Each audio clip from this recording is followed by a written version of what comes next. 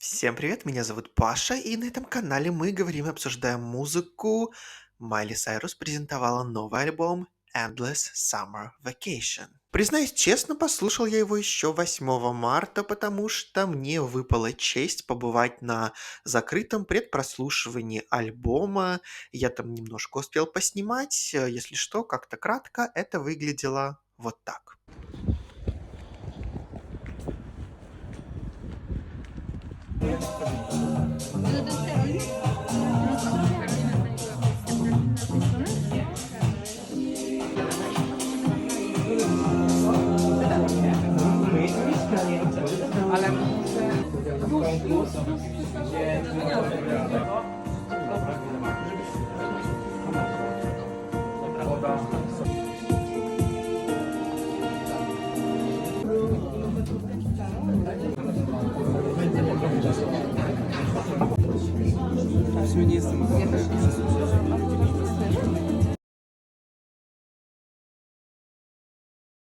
Было очень здорово на самом деле. На предпрослушивании закрытом я был не первый раз уже. Но знаете, конкретно из-за того, что это была Майли, было очень приятно. И в целом Sony Music впервые я побывал, встретился в одном месте, что тоже здорово.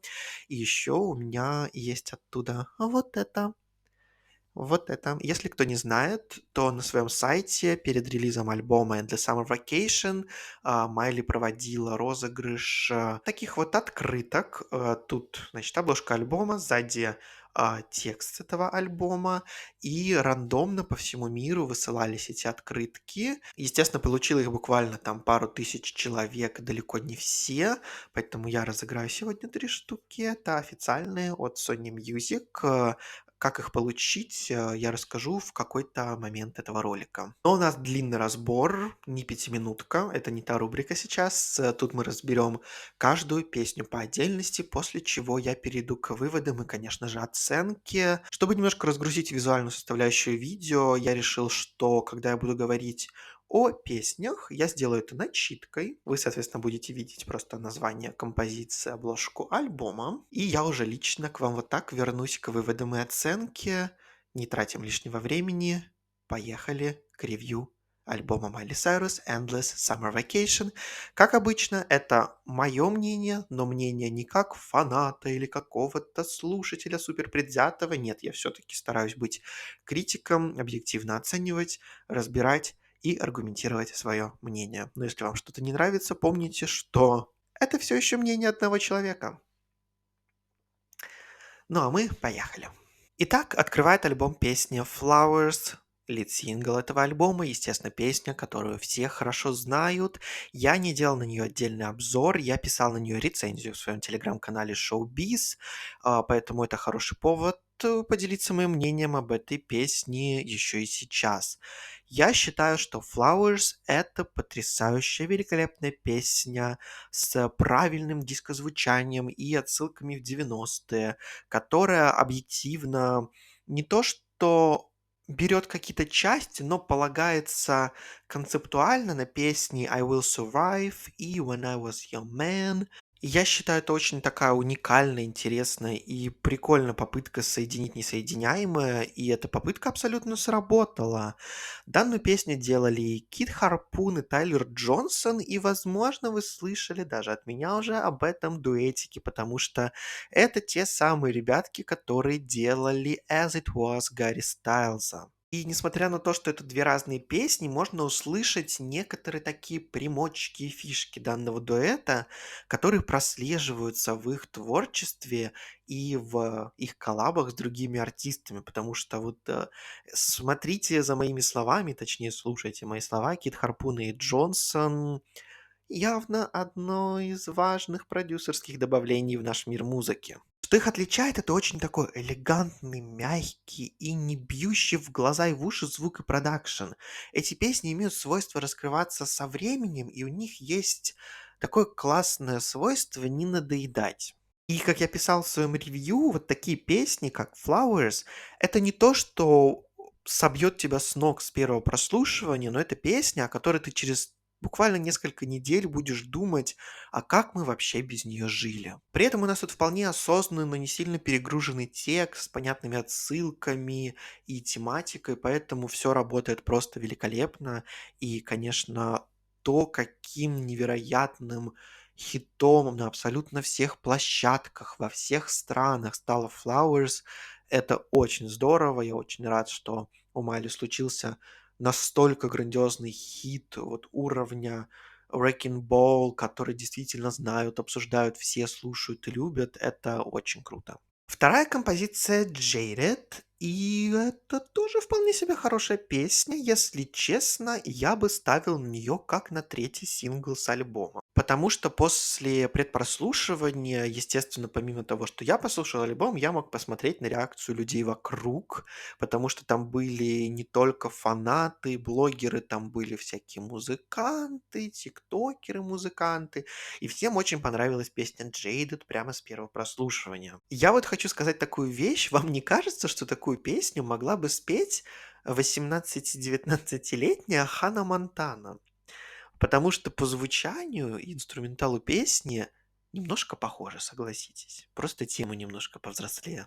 Третья песня "Rose Colored Lenses" мне очень понравилась. Одна из моих любимых песен на этом альбоме за счет своего такого плавного, подтяжного вайба. Ее такая намеренная легкость сочетается со стилевым фирмовым звуком и голосом Майли. Все вместе это, ну, просто работает. Четвертая композиция "Thousand Miles" вместе с Бренди Карлайл. И несмотря на то, что Бренди Карлайл, ну, как бы не сильно поет в песне, я думаю, все это заметили. Я, кстати, к такому отношусь очень даже спокойно, потому что не обязательно человеку отдавать целый куплет, чтобы он принял участие в песне, потому что он может повлиять и музыкально, он может сыграть на инструменте.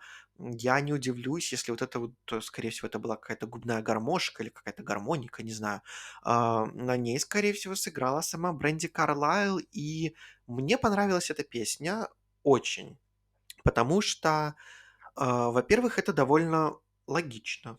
Это песня, которая, наверное, могла бы быть на альбоме Younger Now, и Бренди Карлайл такой не самый очевидный, но, казалось бы, очень нужный коллаб для Майли, потому что та музыка, которую делает Бренди, это такой рок-кантри, и она делает потрясающую эту музыку. Если вы вдруг не знали до этого, кто такая Бренди Карлайл, очень сильно рекомендую. И за счет этого получилась такая легкая, но очень умно сделанная, такая поп-кантри композиция, я бы сказал так. И все в ней вроде как здорово, плавно сочетается и звучит очень правильно. Пятая композиция "You" — это песня, которую вы, скорее всего, могли слышать, потому что Майли пела ее еще полтора почти года назад, получается, на Новый год, но до этого она у нас была только в живом исполнении, и для альбома ее немножко изменили, а точнее добавили абсолютно новый инструментал, более яркий, более такой жесткий. И на предпрослушивании мне вообще не понравилось, что сделали с инструменталом. Потом я дома расслушал, и оказалось, что как бы здорово. Мне в целом очень нравится песня "You" еще в живом исполнении, как такая чистая пиано-баллада. Она очень такая простая, легкая, приятная, но такая, знаете, цепляющая за душу. И сейчас я в целом расслушал то, что они добавили к ней, и мне в целом нравится, буквально кроме нескольких выборов моментов. В основном это все связано с ударными, которые используют в этой песне. Но вот буквально, наверное, за первые сутки прослушивания альбома мое мнение очень поменялось, и теперь я хорошо к ней отношусь. Шестая песня "Handstand", она служит неким переходом от первой части альбома AM ко второй PM, которая должна быть более такой вечерней, терпкой, темной.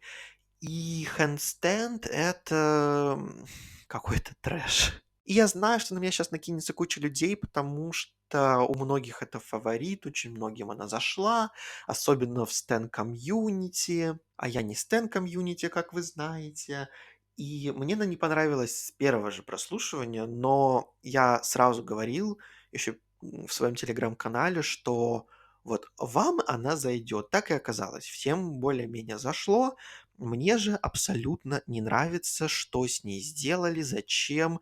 В целом неплохо работает речитатив в начале, но потом начинается, Я не знаю, в кого вселился Blood Pop, что он сделал это со второй частью композиции, потому что это звучит откровенно плохо. Это звучит как что-то из 2013 года, как будто, не знаю, кто-то хотел предложить песню на арт-поп Леди Гаги, но что-то не сложилось. И эту песню делал в основном сольно Макс Маранда. Это молодой человек Майли Сайрус, тоже такой музыкант инди-роцкер типа. Ну, в общем, у него не получилось совсем. Хотя при этом он точно так же делал полностью продюсирование интро для лайв-альбома Майли Сайрус Attention, с которым она в тур ездила, и оно хорошее. Что тут с ним случилось, я не понимаю, но это абсолютно не работает. Это очень устаревше звучит, очень неинтересно, некрасиво и неприятно. Но чтобы сразу поднять настроение после Handstand, начинается песня River, новый сингл с этого альбома и просто бомбическая композиция, я от нее в восторге. Как только я ее услышал еще на предпрослушивании, я сразу понял, почему это будет синглом, потому что вышел уже даже клип на нее. Это потрясающая, очень драйвовая песня, в которой сделали вот все для того, чтобы она держалась. Я считаю, что во втором куплете речитатив, особенно про "You could be the one, have the honor of my babies, hope they'll have your eyes and that crooked smile". Ну, камон, это были строчки, сделанные для будущих тиктоков, объективно. Но при этом вся песня звучит великолепно, она такая танцевальная, она заводная, она при этом не слишком попсовая, за счет этого все сочетается просто потрясающе и прекрасно. В общем, я в восторге. Трек номер 8 Violent Chemistry, на удивление, мне тоже зашла. Не с первого прослушивания, но зашла. Опять же, такой немного синтовый продакшн с закосом, наверное, под 90-е, даже нулевые. И это, наверное, больше такая песня Grower, то есть которую ты чем больше слушаешь, тем больше она тебе нравится. Трек номер 9, вторая коллаба и, собственно, последняя, это Мари Фит вместе с Сией. И тут такой же кейс, как с Бренди Карлайл. У Сии нет своих каких-то строчек, она только поет в унисон с Майли, и в конце там что-то воет себе. И в целом я считаю, что Сия на этой песне просто э, пятое колесо, нога, третье ухо, восьмой палец. Непонятно мне, зачем она там. Она ничего, во-первых, не привносит в эту песню, как это сделала Бренди Карлайл. Во-вторых, она не очень-то и звучит в этой песне подходяще. Из-за этого градус песни немножко понижается. А сама Мадди Фит — это, наверное, такая больше отсылка на альбом Plastic Hearts, более роковая, где Майли такая немножко гроулит. Соответственно, я уверен, фанатам Plastic Hearts очень понравится. Песня норм, но восторгов не вызвала. Также восторгов не вызвала 10-я песня, это Wild Card, потому что тут мы добрались до первого филлера на этом альбоме. Непонятно, что делает эта песня здесь, нужна ли она, какую функцию она выполняет. Она скучная и неинтересная. Трек номер 11 это Iceland. У нас тут такой немножко тропикал начинается вайб и звучание.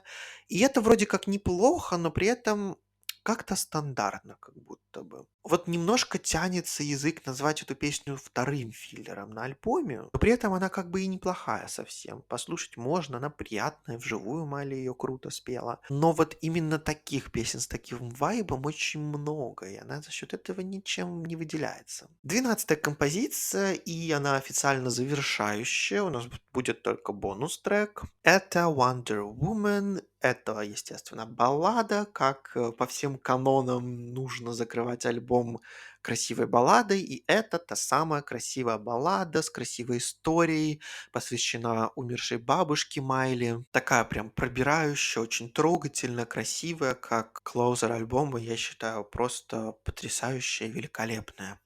И 13-я — это песня бонус, которая есть на стриминге, но не будет на физических копиях. Это демка Flowers, и мне было не очень понятно, зачем ее выпускали до старта альбома, и мне в целом было не очень понятно, зачем она на альбоме.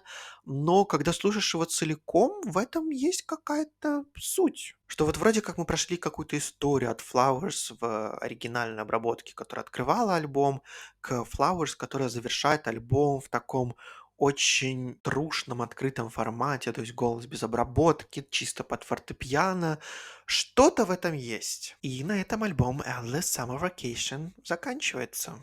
Переходим к выводам. Итак, чтобы у вас был шанс выиграть одну из трех открыток от Майли Сайрус и от меня тоже, собственно, нужно быть просто подписанным на мой канал, поставить лайк этому ролику и написать какой-то осознанный комментарий, естественно, по теме этого ролика. И в комментарии, пожалуйста, в конце где-нибудь просто прикрепите свой или ник в Телеграме, или в Инстаграме, где вам удобнее, чтобы я мог с вами потом связаться, если я выберу вас как победителя, потому что мне, конечно же, нужно будет узнать ваш адрес. Однако есть досадная поправка. Я не могу отправить данные открытки в Россию из-за запрета почты моей страны, поэтому вы все еще можете участвовать сколько хотите, даже если вы из России, но если вы победите и не сможете мне дать адрес какой-то другой страны, каких-то ваших родственников, кто может вам переслать или как-то еще, то у вас просто будет право передать свою победу кому-то или из своих друзей, или знакомых, или подписчиков моего телеграм-канала Showbiz, где вы больше общаетесь, пересекаетесь и знаете друг друга. Поэтому вы все еще можете участвовать, но если вдруг что, то вам придется искать какой-то выход вместе со мной. Победителя я выберу через неделю от момента публикации этого ролика и отмечу в комментах, кто победил. Ну что, Endless Summer Vacation. Наверное, можно смело это назвать самой коммерческой работой Майли Сайрус за всю ее сольную, отдельную от Диснея карьеру. Это довольно легкий мотивационный альбом, в котором, кажется, сочетается вся карьера Майли Сайрус, причем даже от каких-то ханна-монтановских времен, как на песне Jaded, к примеру. Тут у нас есть отсылки и на Майли Сайрус and Her Dead Pets с треком Handstand, который мне пусть и не понравился, но вызывает какие-то такие отдаленные вайбы. Тут у нас есть и отсылки к Younger Now в фите с Бренди Карлайл. Тут у нас есть и отсылки к Plastic Hearts вместе с Сией. Наверное, единственный альбом, который оказался незатронутым, это Bangers, потому что даже She's Coming чувствуется в некоторых композициях. Я считаю, что альбома в целом получилось выдержать по звуку вот этот вайп и концепцию, к которой они стремились, как я понимаю. Все-таки это альбом, который Майли Сайрус позиционирует как любовное письмо к Лос-Анджелесу, какие-то ее чувства и эмоции, которые связывают ее с этим городом.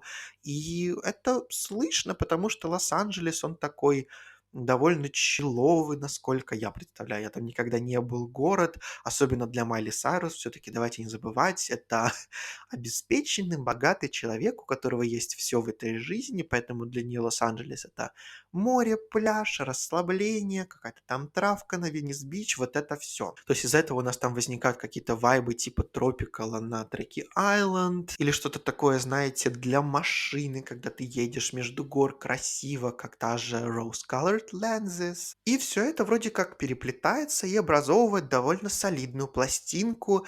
И за счет того, что альбом постарались поделить на две части, это AM, PM, если что, AM это считается более такая легкая утренне-дневная часть этой работы, и PM с трека Handstand это более вечерняя, темная, такая терпкая, немножко такая одиозная, что ли, местами. И за счет этого у них получилось выстроить идею того, что пластинка вроде как выдержана в единой концепции. Соответственно, за это можно объективно альбом похвалить. Также, что я считаю крутым, это то, что на альбоме фактически нет скипов. Лично для меня один объективный скип — это песня Handstand. И когда у тебя 12 композиций, одна песня выбивающаяся, понятно, для каждого это может быть что-то разное, это хороший результат. Опять же, вместе с этим как-то связана, естественно, целостность пластинки, единость звучания, очень такой понятный, субтильный, интересный вайб. И тут стоит, конечно, упомянуть продюсерский состав, потому что в основном над пластинкой работали Кит Харапун, Тайлер Джонсон, и я вижу, что тут мощно сыграло их видение, и что-то мне подсказывает, что лейбл, наверное, все-таки немножко продавил Майли Сайрус. Это Columbia Records, новый лейбл Майли, с которым у нее получился невероятный хит Flowers. И я хочу провести параллель с альбомом Harry's House от Гарри Стайлза, потому что мне очень мощно показалось, что этот альбом пытались сделать каким-то референсом, как будто на Harry's House. Объясняю почему. Смотрите, над альбомом работали плюс-минус одна и та же команда людей, и у них есть четкое видение и свой такой стиль, над которым они работают, совершенствуют, и у них получается очень здорово. Потому что такая музыка, она не бросается тебе в глаза. Она не имеет свойства как-то раскрываться с первого раза.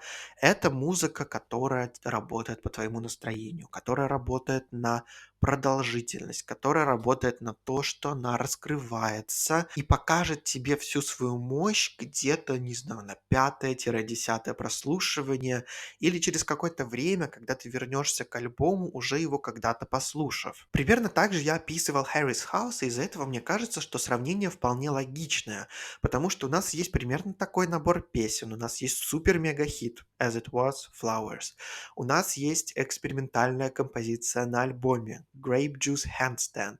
Grape Juice, мне кажется, получился чуть-чуть поубедительнее, хотя тоже не самая моя любимая песня на альбоме Гарри.